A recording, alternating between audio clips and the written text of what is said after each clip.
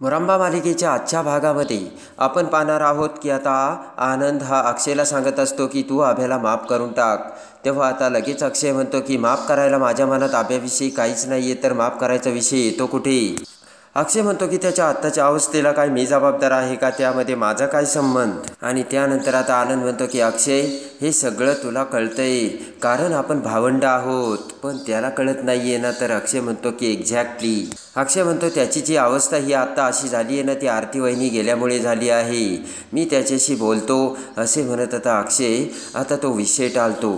आणि त्यानंतर इकडे आता आनंद म्हणतो की माझ्या बोलण्याचा ना त्याच्यावरती काहीच परिणाम होत नाही आहे अक्षय, तेव्हा तू ना एकदा त्याच्याशी बोलूनच घे. अक्षय पुन्हा आता विचारात पडतो आणि अक्षय म्हणतो की ठीक आहे मी त्याच्याशी बोलतो, आपण पुन्हा एकदा बोलूयात. आणि त्याच वेळेस अक्षयला आठवते की आभ्याने आपल्याला म्हटले होते तुझे आयुष्य खूप लकी आहे, तुझ्या आयुष्यातून रमा गेली होती पण ती परत आली, तसं माझं आयुष्य दुःखाने भरलेलं आहे. आणि आभ्याने सांगितलेलं असतं की पण रमा गेली होती, रमा परत आली, पण इतके दिवस ती कोणासोबत होती, काय करत होती, कुठे होती, काहीच कळत नाही आहे.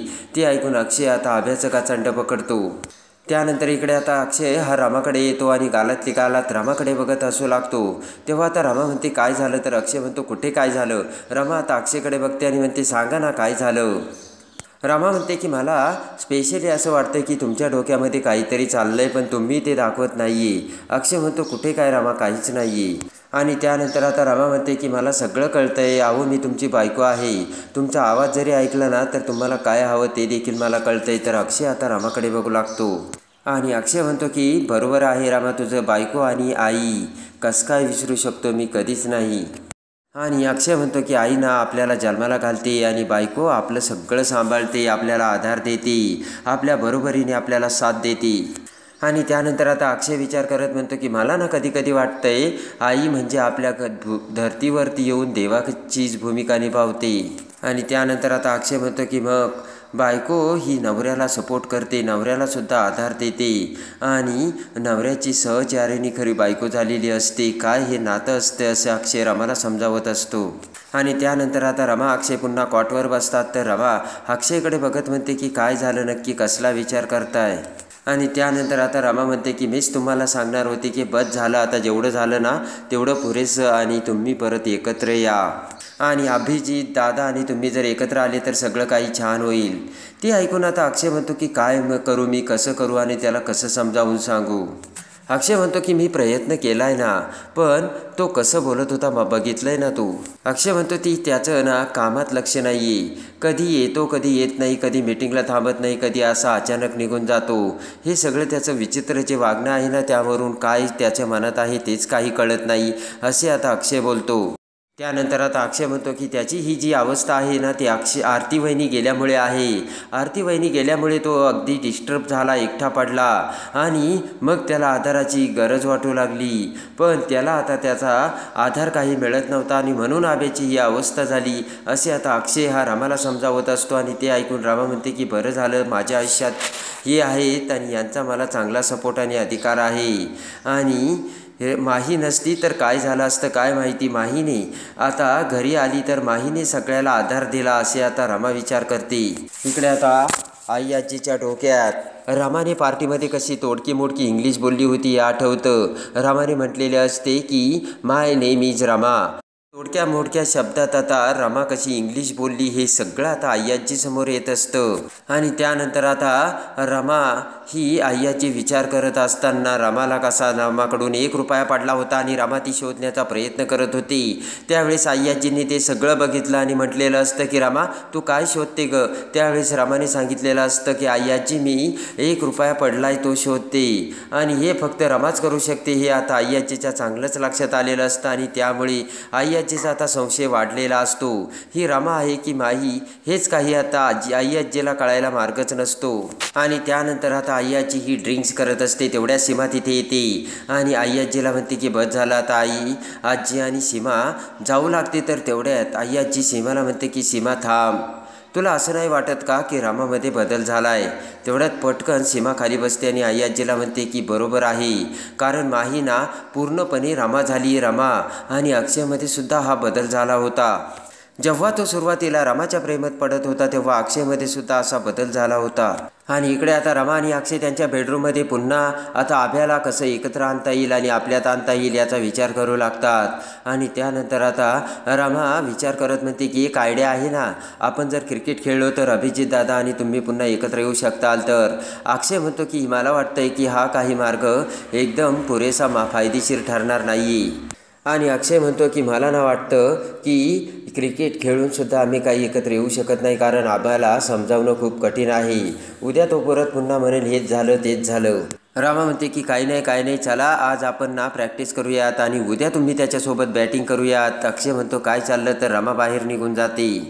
आणि त्यानंतर आता रमा एक फाईल घेऊन येते. रमा म्हणते की मला पण तुमच्यासोबत क्रिकेट खेळायचं आहे. तर आता अक्षय म्हणतो अरे बापरे. आणि आता रमा ही क्रिकेटच्या खेळाची तयारीला लागते. आणि त्यानंतर आता रमा अक्षयला म्हणते की तुम्ही आता खेळा इथे क्रिकेट आणि मी सांगते तुम्हाला कसं कसं आणि काय काय करायचं. आणि आता अक्षय हा फाईल हातात धरतो तर एका कागदाचा रमा ही बॉल तयार करते आणि बेडरूममध्येच आता रमा ही अक्षयकडे बॉल फेकते, तर फाईल नाही अक्षय आता बॉल मारतो. आणि त्यानंतर आता इकडे रमासुद्धा फाईल घेऊन अक्षय रमाला तो कागदाचा बोळा फेकतो. आणि लगेच आता रमा फाईलने तो बॉल मारते आणि दोघेही बेडरूममध्ये मस्त असे क्रिकेट खेळत असतात. आणि त्यानंतर आता दुसऱ्या दिवशी सगळेजण क्रिकेट खेळण्यासाठी आलेले असतात. त्यानंतर आता अक्षय हा आभ्याकडे बघतो आणि अक्षय म्हणतो की आभ्या मला बिचारा वाटतोय, सुरुवातीला त्याला अगोदर बॅटिंग द्यायला हवी. तर आभ्या म्हणतो की मला काही बिचारा वगैरे म्हणू नकोस, तुला जर वाटत असेल ना मी बॅटिंग करावं तर दे मला बॅटिंग, करतो मी बॅट. आणि आभ्या म्हणतो की मी आहे ना बॅटिंग करायला, तुम्हाला जर असं वाटत असेल ना तर करतो मी बॅटिंग. आणि आभ्या आता अक्षयकडून बॅट घेतो आणि म्हणतो की आहे मी बॅटिंग करायला. आणि लगेच आता आनंद मोठमोठ्याने ओरडू लागतो. तर आभ्या आता बॅटिंग करणार असतो आणि आनंद आता त्याला बॉल टाकणार असतो. आणि इकडे आता रमा ही पुन्हा नैनाकडे आलेली असते आणि नैना आता रमाचा खांदा दाबत असते. त्यानंतर आता विचार करत रमा म्हणते की नैना अगं मॅच कशी चालू आहे. तर नैना म्हणते की मॅच ना अगदी व्यवस्थित चालू आहे. रमा उठू लागते. तर नैना म्हणते की अगं उठतेस कशाला. रमा आता पुन्हा थबकते. तर नैना म्हणते की तुझ्याशिवायसुद्धा मॅच व्यवस्थित चालू आहे रमा. आणि रमाला लागलेलं असतं तेव्हा आता नैना म्हणते की रमा कधी दुसऱ्यावर तरी जबाबदारी टाक, तुला लागलंय ना मग कर ना तू आता आराम. आणि त्यानंतर आता विचार करत रमा म्हणते की मला माईला भेटायचं आहे आणि तिला थँक्यू म्हणायचं. रमा विचार करते आणि म्हणते की तिच्यामुळेच आता सगळं नीट आहे. आणि त्यानंतर आता रमा म्हणते की यांचासुद्धा तिने जीव वाचवलाय. आणि रमा म्हणते की तिने मला नील आणि देविकाच्या तावडीतून सोडून माझासुद्धा जीव वाचवला आहे. आणि नैना अजून एक बरं का मला तुझीसुद्धा खूप मदत झाली. आणि इकडे आता आनंद हा बॉलिंग करत असतो तर आभ्या आता बॅटिंग करत असतो. आणि आता जान्हवी आणि सगळेजण फिल्डिंग करत असतात. आभ्याने मारलेला बॉल आता जान्हवी पटकन घेऊन येते. तर आभ्या आता रन्स काढत असतो आणि क्रिकेटची मॅच चालू असते. आणि त्यानंतर आता आभ्या हा पुन्हा बॉलिंग टाकू लागतो. तर आता मस्तपैकी आभ्या हा बॅटिंग करत असतो. जान्हवी आता बॉल आणून देत असते. रमाकांत आता आभ्याला बॉल टाकू लागतो. आनंद म्हणतो की काकी नीट बॉल टाक बरं का. तर आता रमाकांत म्हणतो की तुम्ही फिल्डिंग टाईट ठेवा. आणि आनंद जान्हवी सगळेजण एकदम व्यवस्थित उठून उभा राहा. रमाकांत म्हणतो हे बघ जान्हवी तिथे कॅच येईल बरं का, तिथे नीट उभा राहा तू. आणि त्यानंतर आता रमाकांत हा आनंदला सुद्धा व्यवस्थित फिल्डिंगला उभं राहण्यासाठी सांगतो. आनंद म्हणतो काय यार काकी तू कशाला एवढा विचार करतोस, टाक बॉल, हरलो तर हरलो. तर जान्हवी ओरडू लागते आणि म्हणते काय बोलतोयस, हरलो तर हरलो म्हणजे काय. आनंद म्हणतो की पिचवर आलं ना तर कुठे बॉल जाईल ना सांगता येत नाही. आणि त्यानंतर आता आनंद म्हणतो की पिचवरची ही जी जोडी आहे ना ती एकदम खतरनाक आहे बरं का. तर अक्षय आता आनंदकडे बघतो. रमाकांत म्हणतो काही जरी झालं ना तरी आनंद आपण काही हरायचं नाही. आता लगेच आनंद म्हणतो की काकी टाक तू बॉल. आणि त्यानंतर आता लगेच आनंद रमाकांतला म्हणतो काकी टाक तू बॉल. आणि आता रमाकांत बॉल टाकतो, आभ्या बॉल मारतो. आणि आता इकडे जान्हवी आनंद फिल्डिंग करू लागतात. तर आभ्या रन्स काढू लागतो. आता अक्षय हा बॅटिंग करू लागतो. आनंदकडे बघत आता रमाकांत म्हणतो की आनंद फिल्डिंग टाईट ठेवायची बरं का. आणि त्यानंतर आता इकडे आई आजी आणि सीमा किचनमध्ये असतात. आणि आता आई आजी ही सीमाला सांगत असते की सगळेजण क्रिकेट खेळायला गेलेत आणि जान्हवीसुद्धा क्रिकेट खेळती. सीमासुद्धा खूप खुश झालेली असते. आणि त्यानंतर आता आई आजी आणि सीमासुद्धा मोठमोठ्याने हसू लागतात. आणि त्यानंतर आता अभय आणि अक्षय बॅटिंग करत असतात, पण त्याच वेळेस आता रमाकांत आणि आनंद सगळेजण फिल्डिंग करत असतात आणि अखेर आता अक्षयला आता आनंद हा आऊट करतो आणि आता आनंदला खूप आनंद होतो आणि लगेच रमाकांतकडे बघत आनंद म्हणतो की अखेर आपण जिंकलो काकी. तर आता रमाकांतला सुद्धा खूप आनंद झालेला असतो. इकडे आता किचनमध्ये आई आजी ही सीमाला समजावून सांगत असते. आई आजी म्हणते की त्याचं काय आहे ना, रमा आपल्या घरात आली, त्यानंतर रेवा घरात आली आणि त्या रेवाने आपल्या घरातली सगळी काही घडी विस्कळून टाकली. आणि त्यानंतर आता आई आजी म्हणते की रमाने हे सगळं सांभाळलं, सावरून घेतलं ते ठीक आहे, पण मुळात रमा जर या घरात आली नसती तर रेवा आली असती का, आणि मग हे सावरून घेण्याचा काही प्रश्न आला असता का, असे आता आई आजी ही सीमाला समजावते.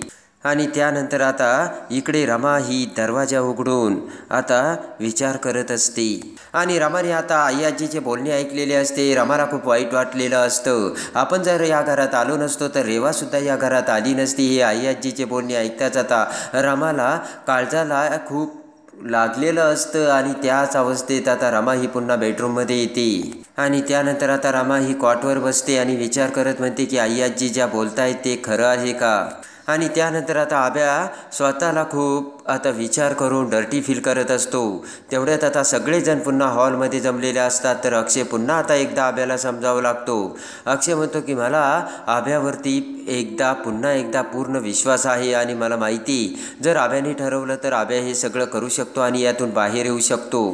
आणि त्यानंतर आता पुन्हा अक्षय समजावत म्हणतो की आब्या मला माहिती आहे तू नक्कीच यातून बाहेर निघशील. इकडे आता अक्षय पुन्हा त्याच्या बेडरूममध्ये येतो. रमाच्या पाठीला आता लागलेला असल्यामुळे रमा ही पुन्हा बेडरूममध्ये बसलेली असते. तर अक्षय आता रमाची पाठ दाबू लागतो. त्यानंतर आता रमा काही बोलत नसते. तर अक्षय म्हणतो की काय झालं, तू बोलत का नाही आहेस. तेव्हा विचार करत आता रमा म्हणते की जेव्हा मी इथे नव्हती ना तेव्हा मला वाटते की तुम्ही खूप खुश होतात नाही का. त्यानंतर आता अक्षय हा रमाकडे बघतो. तर आता अक्षय हा रमाला काय उत्तर देणार आणि आता रमा ही अक्षयला तिची खरी रमा आहे हे कसं दाखवून देणार हे बघण्यासाठी आणि मुरांबा मालिकेच्या डेली अपडेटसाठी बेल नोटिफिकेशनवर क्लिक करून आपल्या चॅनलला लाईक करा, सबस्क्राईब